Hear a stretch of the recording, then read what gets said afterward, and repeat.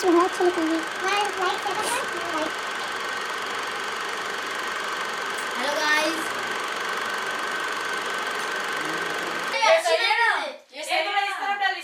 आप लाइट को स्लाइड करो, अच्छी लगेगी। फ्लावर डाल दो, फ्लावर अरे डाल दो। हाँ, ऐसे अच्छा लगेगा। पत्रिका ले लो।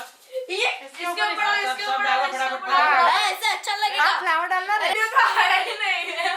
तेरी वजह से मेरा वीडियो तो आया ही नहीं। भाई ऐसा ही करना होता है, हमारे यहाँ पे ऐसा ही होता है। कपड़े सामटते ही रह गए मैं।